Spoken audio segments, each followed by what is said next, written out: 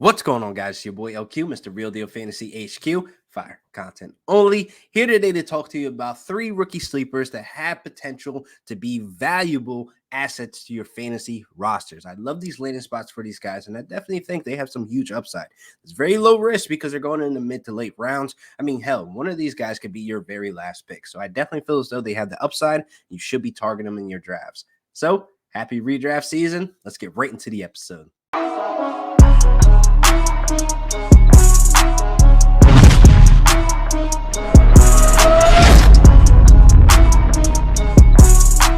So, as usual, before we get into the fire content, make sure you hit that link in the bio. Sign up today at prizepicks.com using promo code FCO, and they'll match up to $100 on your first deposit, man. It's free money. $50, you get $50. You put in 100, you get 100. It's free money. Double it up. Let's bring home the gold this season and win some cash. So, hey, let's get into these rookies. I definitely feel as though this first guy, man, I love the landing spot for him. Kyron Williams, man, he is a Ram, and I definitely feel as though he has upside and potential to have day one impact.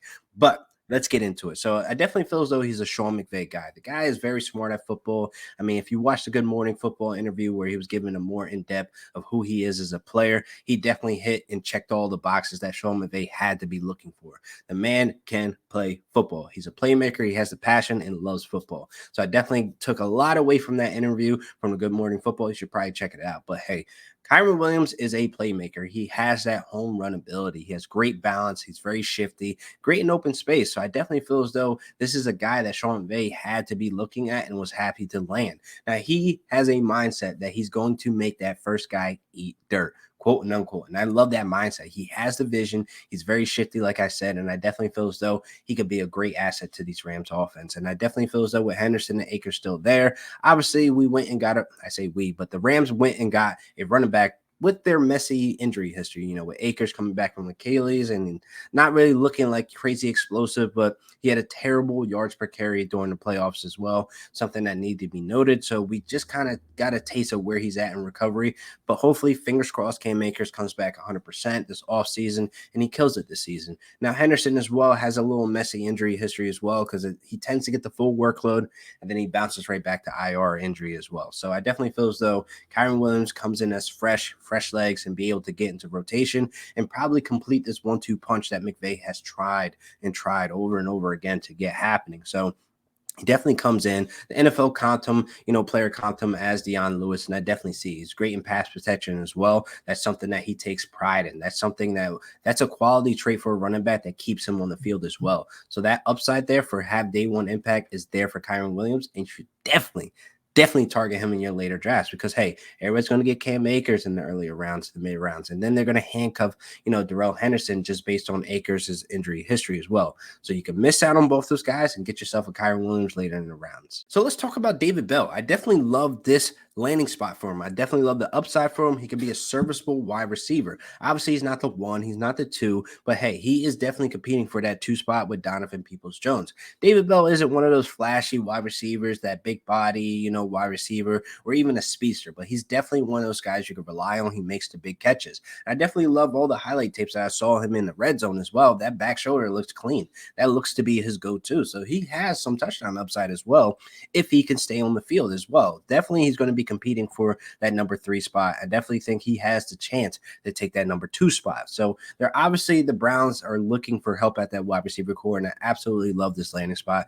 And I love this player to be going into a situation with Deshaun Watson as his quarterback. Now, we've seen Deshaun Watson make guys like Kiki QT, relevant in 2020. That could definitely be a David Bell. He could definitely be relevant in some weeks. I'm not saying that he's going to be a starter, but he could be a guy that could fill in if you got a bye week, if you're down with injury, whatever the case may be. He has that potential with Deshaun Watson obviously playing a full season. So I definitely feel as though David Bell, you're going to get him in those later rounds. I mean, his name is pretty common. It's been popping up a lot on Twitter, the internet, whatever the case may be, but he doesn't really have that, that big stock that would put him up in the mid rounds to where you have to worry about going to reach on him. So I definitely feel as though he's going to be one of those later sleepers where he could definitely be a serviceable wide receiver.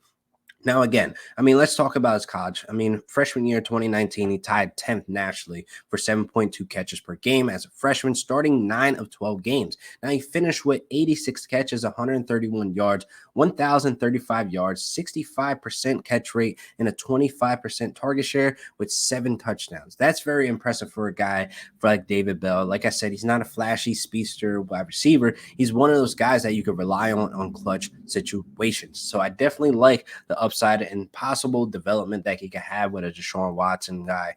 I mean, the quarterback position is definitely responsible for a lot of these young wide receivers, developing into be something. So I definitely feel as though having a guy like Deshaun Watson, that elite tier, is great to have for your career. So David Bell, the future is bright. I mean, I definitely feel as though David Bell could be one of those guys that you can get in those later rounds, and you could end up, swapping him in the flex position 1 or 2 weeks. So I definitely feel as though David Bell should be on your rosters, people. Go get him. So let's talk about Isaiah Spiller. Now, I definitely love this landing spot for the LA Chargers. Now, a lot of people really didn't like the landing spot. They kind of wanted him to go to Houston or Atlanta so he could have that day one upside to be the RB1. But I absolutely love this landing spot where he could be in a 1-2 punch with Austin Eckler for the Chargers. Now, I think the Chargers for a long time, they've been looking for, that Melvin Gordon replacement so they can get that 1-2 punch that they had with Austin Eckler and Melvin Gordon. So they definitely hit the nail on the head with this one. Isaiah Spiller is an all-around back. You're going to get a lot out of him, and I definitely feel as though he has a chance to be the early down back to where he can get the red zone, going anything under 10, and then anything above 10. That's where I think Austin Eckler will be used as well. So they can split this red zone definitely in half to where Isaiah Spiller has more of a touchdown upside to be fantasy relevant, which I absolutely love. I mean, Austin Eckler is a smaller back, so therefore he's more liable for injury and stuff like that. He said it himself, he can't be taking all these touches every single week, so he kind of needs some help. That's kind of what he kind of indicated. So I think Isaiah Spiller definitely takes, that workload off of him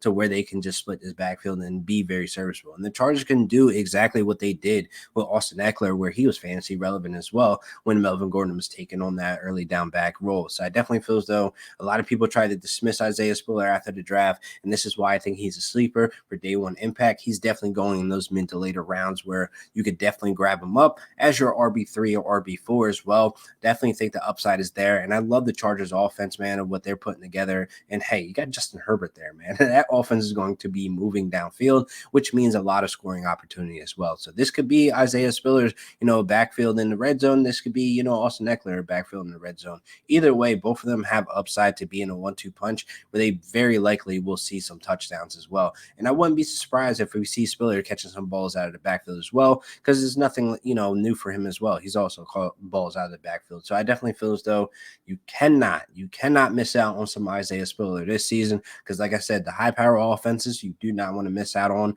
guys who have that high scoring opportunity. Very low risk, high reward here because he's going in the mid to late rounds. So what are you guys waiting for? Go ahead and get you some Isaiah Spiller in these redrafts. And I definitely feel as though in Dynasty, you have some upside as well. So Isaiah Spiller is going to be that guy. It's going to be a guy that we're going to be talking about in the next couple of years, and possibly going into that second to first round. So Isaiah Spiller, people, he's an LA Charger. Go get him.